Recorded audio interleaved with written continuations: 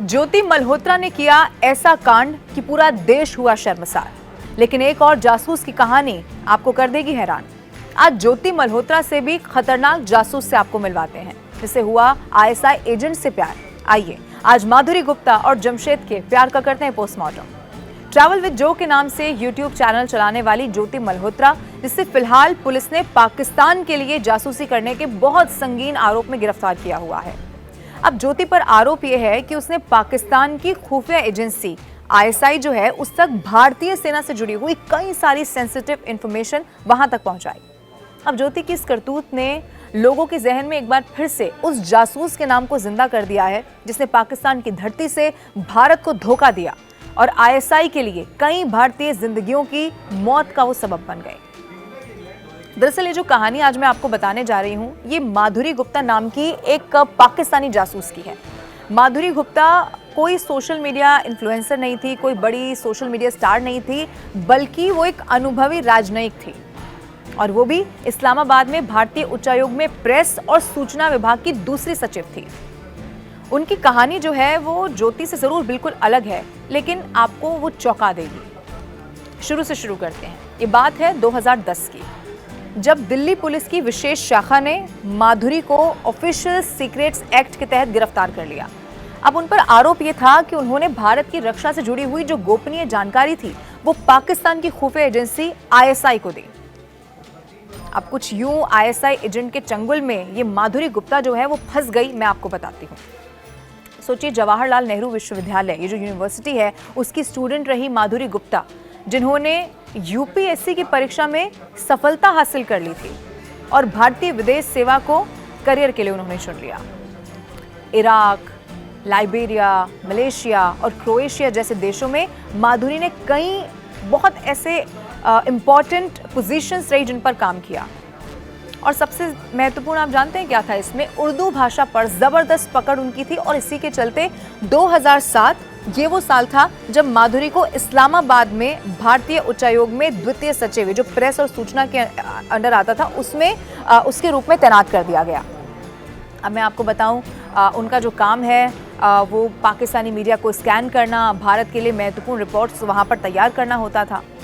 अब इस्लामाबाद में एक बताया जाता है कि एक लोकल पार्टी थी जिसमें एक महिला जर्नलिस्ट ने माधुरी की मुलाकात जमशेद नाम के एक शख्स से करा दी। आप याद रखिएगा, यहाँ से जमशेद की एंट्री हो गई, और ये वो जमशेद जिसे लोग जिम के नाम से बुलाया करते थे। इस महिला पत्रकार के जरिए जिम को पता चला कि माधुरी जैश ए मोहम्मद के सरगना मौलाना मसूद अजहर द्वारा लिखी गई एक किताब खोज रही हैं।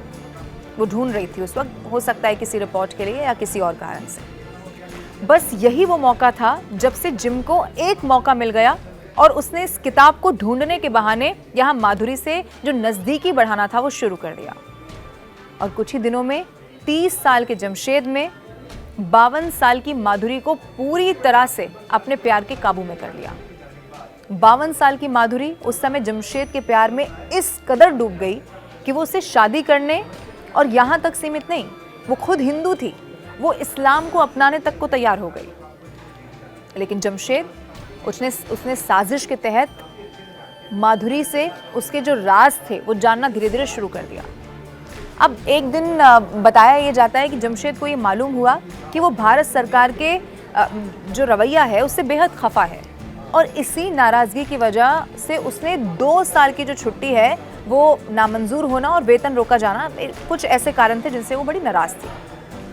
अब फिर जमशेद ने इसका फायदा उठाया, और इसी बात का फायदा उठाकर उसे भारत के खिलाफ भड़काना और अपना जो मंसूबे उसके थे उसके लिए धीरे धीरे तैयार करना शुरू कर दिया। यानी कि ट्रैप कैसे किया जाए माधुरी को, यहाँ से उसकी शुरुआत हो गई। और क्योंकि वो उस वक्त दुखी थी, थोड़ा परेशान थी, तो सही जगह पर सही वक्त पर चोट करने की कोशिश की। अब अभी तक माधुरी को ये जरूर पता चल चुका था कि जो जमशेद है वो कोई साधारण इंसान नहीं है, बल्कि पाकिस्तान की खुफिया एजेंसी आईएसआई का एक एजेंट है, और एजेंट भी ऐसा वैसा नहीं, बिल्कुल ट्रेंड। और इसी खुलासे के बाद इस खेल में जमशेद के सहयोगी मुदस्सर रजा राणा की भी एंट्री हो चुकी थी। अब जमशेद और मुदस्सर के इशारे पर माधुरी ने भारतीय सेना और रॉ से जुड़े हुए जो ऑपरेशन होते थे, जो जानकारी बहुत सेंसिटिव होती है, उसकी जानकारी को साझा करना शुरू कर दिया। अब जमशेद और मुदस्सर के कहने पर उसने मार्च 2010 में राणा के कहने पर जम्मू कश्मीर का दौरा किया और इसी दौरे से उसने राज्य की जो वार्षिक योजना की रिपोर्ट थी वो हासिल करने की यहाँ कोशिश की। अब खुफिया एजेंसी को जैसे ही इस बात की भनक लगी, 2009 में भारतीय खुफिया एजेंसियों को इस बात का शक हो गया कि इस्लामाबाद में तैनात एक राजनयिक पाकिस्तान की ISI को गोपनीय जानकारी यहाँ से कोई भेज रहा है। फिर जांच शुरू हुई। माधुरी के फोन, ईमेल और जो भी एक्टिविटीज थी उस पर नजर रखी जाने लगी और आप जानते हैं तफ्तीश में ये पाया गया कि माधुरी ने भारतीय खुफिया एजेंसी रॉ और नीतिगत फैसलों से जुड़ी हुई संवेदनशील जानकारी ISI को दी थी। उस सेंसिटिव इंफॉर्मेशन को पाकिस्तान पहुंचाया। अब इसमें भारत पाकिस्तान वार्ता से जुड़े हुए एजेंडे और सबसे जरूरी आप सुनिए 26/11 मुंबई हमलों की जांच और भारत अमेरिका के बीच साझा की गई कौन कौन सी इंफॉर्मेशन है वो सब कुछ शामिल था। अब इसी में माधुरी ने अपने ब्लैकबेरी फोन और घर के कंप्यूटर के जरिए जमशेद और राणा से संपर्क लगातार बनाए रखा। उन्होंने यहाँ पर न केवल गोपनीय जो दस्तावेज थे वो शेयर किए, साझा किए, बल्कि भारत में काम कर रहे खुफिया अधिकारियों के नाम और ईमेल पासवर्ड भी लीक कर दिए। सभी सबूत इकट्ठा करने के बाद माधुरी को SARC, ये जो शिखर सम्मेलन की तैयारियां होती हैं, उसके बहाने दिल्ली बुलाया गया और उसे हिरासत में लेकर जांच शुरू कर दी गई। इसी जांच में माधुरी ने ऐसे खुलासे किए, आप यकीन नहीं मानेंगे, जैसे जैसे वो सामने आता गया हर कोई हैरान हो गया। इस जांच में माधुरी ने खतरनाक खुलासे किए। जांच के दौरान माधुरी ने पूछताछ में स्वीकार कर लिया कि शुरुआत में उन्होंने बदले की भावना से जो जानकारी है वो वहां तक पहुंचाई, लेकिन फिर बताया कि बाद में वो डर गई और ब्लैकमेल के कारण जासूसी करती रही। ये सिलसिला लगातार चलता रहा और आप सोचिए, जांच में पता चला कि माधुरी इस्लामाबाद में अपने घर के कंप्यूटर, ब्लैकबेरी फोन के जरिए जमशेद और ये जो राणा था उसके संपर्क में रहती थी। अब इसी जांच में उनके ईमेल खातों, जो मैं आपको बता रही हूँ, उस वक्त बताया गया lastrao@gmail.com और एक और था ARAO@gmail.com। इससे करीब 6 दर्जन ईमेल बरामद हो गए। 6 दर्जन, आप सोचिए, जो कि पाकिस्तानी एजेंटों ने ही उनके लिए बनाए थे। अब पुलिस की रिपोर्ट में तो ये भी खुलासा हुआ कि मार्च 2010 में माधुरी ने राणा के कहने पर जम्मू कश्मीर का दौरा किया, जैसे मैंने आपको पहले भी बताया, और वहां की जो राज्य की वार्षिक योजना की रिपोर्ट थी उसको हासिल करने की कोशिश की। इसके अलावा 2020 तक प्रस्तावित 310 मेगावाट के जल विद्युत परियोजना की जानकारी भी मांगी गई थी। 2018 में दिल्ली की एक अदालत ने माधुरी को ऑफिशियल सीक्रेट्स एक्ट की धारा 3 और 5 के तहत दोषी ठहरा दिया।